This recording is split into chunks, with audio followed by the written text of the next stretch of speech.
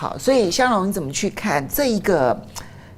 美国让这件事情可以有升级的空间，那俄罗斯的反击点到为止，所以会有一些战略专家认为不必担心不会升级，应该核武也并没有打算要去动用它。但问题是，刚刚赖老师其实提出了一个警告哦，因为你不知道拜登还会授权到什么样的程度，他会不会刺激普丁非要使用核武器不可？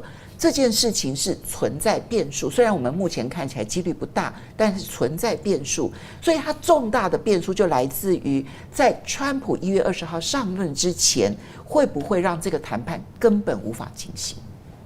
这当然是风险之一了。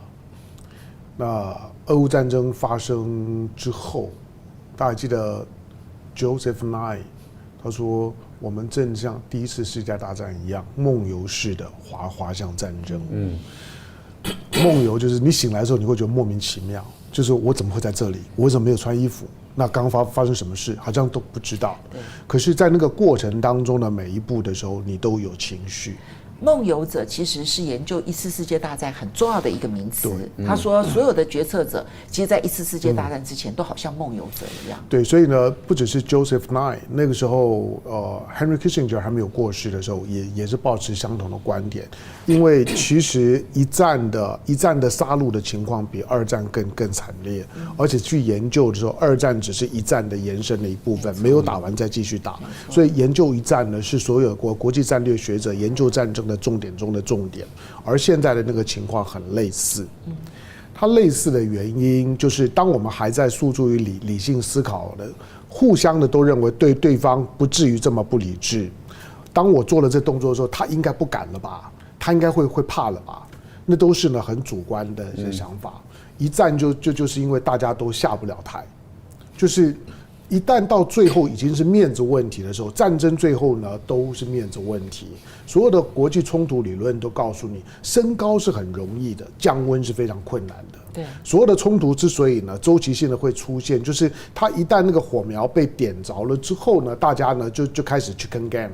你现在看到的就是说呢，北约组织呢跟俄罗斯之间就是个 chicken game， 或是美国跟俄罗斯。是啊，那美国先天有利，因为我说了，美国的战略思考的最核心只有一个，只要呢炮弹不落在美国本土，我管你在哪里打都无所谓。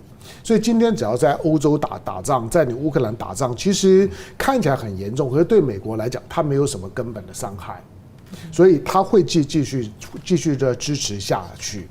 那拜登在他卸任前，当然什么事情都有可能发生，因为拜登从俄乌战争发生之后，他也曾经对许多的东西 say no， 除了呢对核武器呢 say no， 说 no， 我们不要讲，那太可怕了，我们不要讲核武器的事情。可是今天的这个是世界当下。它跟2年前最大的不同就是，它不但已经远远的脱离2008年的奥巴马一上任就得到诺贝尔和平奖那个时候的反核的气氛。2008年的时候呢，诺贝尔和平奖就是奖励你奥巴马上来了之后，你所推动的反核的主张，现在已经完全没有那个气氛。谈核武器呢，连2年前的气氛都，2年前呢，连拜登都觉得不要讲这个东西太可怕了。今天核武器的讨论已经是公开的。它意味着什么？意味着我们在讲一场核战争的时候，我们开始已经进到一些比较细部跟极端的思考，我们已经不再把它认为它是一件不可以讨论、不可碰触的事情。讨论核武器已经不敏感，在国际政治或者新闻当中讨论核武器，或者把核武器挂在嘴巴上面当作是一个呢威吓的一个主要的筹码，它竟然不敏感。这个是呢在2战之后没有过的。2战之后都是谈到核武器大家就闭嘴。可是现在呢，谈到核武器，大家还会继续谈，开始呢细细的思考，就核武器可以怎么用，从脏弹到核武器，都开始呢在俄乌战场的后续的发展当中，被当作是一件有可能发生的事情，那它就有可能会发生。乌克兰现在呢，反正呢已经付出了很大的代价，大家都已经习惯做一些呢极端状况的思考，连这个米尔 Scheimer 他也讲，他其实呢对于未来的终极的走势，他是悲观的。米尔舍曼强调，就不管谁来当总统，他都是悲观的。战争升级让任何人都无法再然后呢，停止。米尔舍曼当然他是个学者，我们不是说他讲的就一定怎么样，但是他认为就是说以终极的判断来讲，他是悲观的。好，那现在。当拜登呢曾经讲过说呢，所有呢这些呢乌克兰的北约的先进装备，豹2坦克啦，然后呢这艾布兰战车啦，我们呢他曾经反对呢给乌克兰，可是呢当战争打到不太行的时候，他就给了。当大家认为呢 F-16呢不会给的时候，打到后来不太行的时候，他就给了。当了海马斯呢火箭炮呢，本来认为这很先进的东西呢不会给，最后就给了。美国都曾经说不给，最后通通给，连像风暴之影啊等等这些东西，后来通通给。所以你认为它会不会用，那是看你时间点切在什么地方。你回头去看的时候，曾经认为不会用的东西，通通用了。有没有用是一回事情，它就是用了。那现在的情况就是所有的这些可以做有战略纵深的打击效果的装备已经出来。俄罗斯绝对不会呢只把他的对手当乌克兰，就是乌克兰打我，那我就打乌克兰。俄罗斯绝对不会这样子想的。乌克兰呢一定是把它叫北约呢整个呢都赔上来。所以你英国、法国的德国都一样，你美国呢虽然我暂时呢不会去动到你美国，可是你英德法起码我要先警告到你。就是如果继续对乌克兰做这个支持，它一定会有反应。今天呢，最新的消息呢，俄罗斯呢已经警告，就是说在基辅，包括基辅的国会，赶快的疏散，就是它会有第二波的攻击，它已经点名基辅国会了。就是乌克兰的国会，你们赶快离开。过去通常是美国提出警告，它不一定真或者假，有的时候真，有的时候假。但是俄罗斯直接点名一个地方，然后要去攻击，这个比较少见。他就已经点他就是要攻击基辅。美国会关闭呢基辅的大使馆是有道理，因为美国是炸别人大使馆的专业户。就是我们又恢复了，对他又恢复，但是今天呢，当俄罗斯再度呢威胁他要攻击基辅的时候，美国呢又开始担心。我们要知道，就我们都认为呢。国际上面的冲突，就像我今天呢跟赖岳谦呢再怎么吵架，再怎么打架，不会呢动刀动枪嘛，你打我一下，我打你一下，好吧，打两下，大家痛了就散了。但是在国际冲突就不是。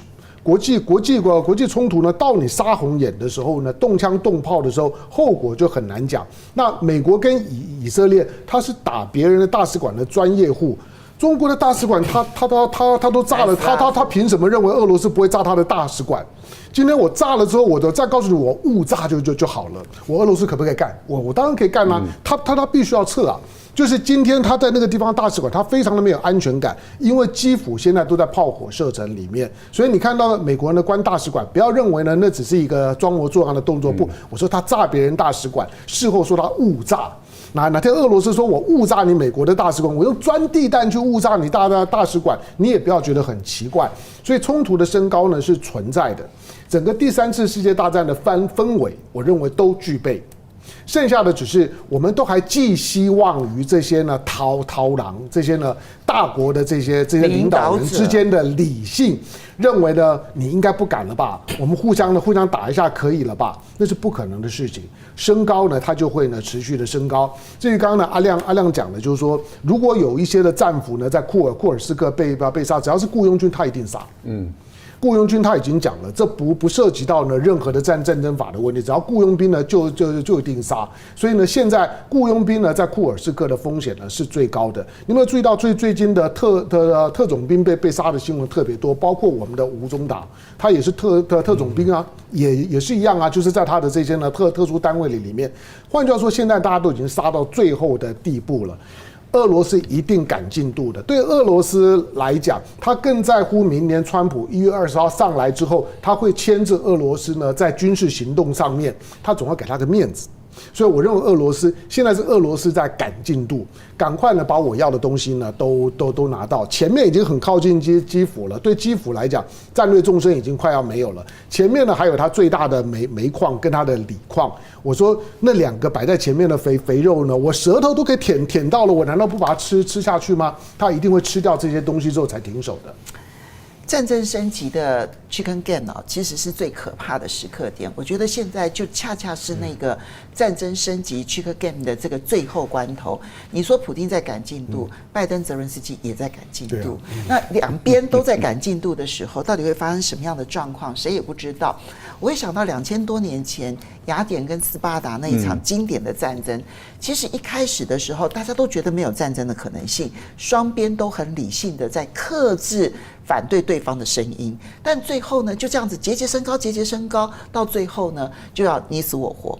那第一次世界大战也是一样，其实都还在寄望于外交手段能够发挥作用，但最后没有想到那个战争无可避免，而甚至于升级到一个人类最惨烈的一场战争。你看拜登这两天呢，这两天同意在前线的时候呢做地雷的部署。对，没错，就地雷而且是人就可以炸掉的那个地雷，对，就是他不是在战车，他不是反坦克战车，是针对步兵来的。这种呢，在现代战争里面已经很少见。美国没有签署呢反地雷公约，1992年他并没有签，可是所有的地雷在战场当中的应用呢，它有两个。第一个就是当我在战争最后，他表示对乌克兰很不利嘛，人家推进速度很快，我在我的领土去布地雷，他布地雷就表示我已经放弃反攻了，我没有反攻的机会了，所以我就开始布地雷，阻止你前进。第二个就是说，地雷区经常就是最后呢要坐上谈判桌的缓冲区，就在地雷区上面。你看韩战也是一样，越战也是一样。好的，我们先谢谢 Bravo K001，谢谢你的抖内。然后傀儡玩渔民呢，他说俄罗斯要的是地缘安全，不是领土。但是欧美不想给这个缓冲地带，想先搞俄罗斯，再搞中国，但已经没了实力，所以结局呢是中俄打赢了欧美。王中俊呢，他说这个俄乌战争升级，美国总统权力交接，权力真空期，中国要武力解放台湾，真的是明年底或是明年初1月1号赖清德元旦演讲，会不会是天赐良机呢？好，那刚刚提到的是俄乌战场，其实它还在变化当中哦。我们虽然觉得几率并不高，但是呢，也不能够说它绝无可能。那像这一种大战哦，到了一种就算是5%的几率，它其实对全世界来讲都是大威胁哈。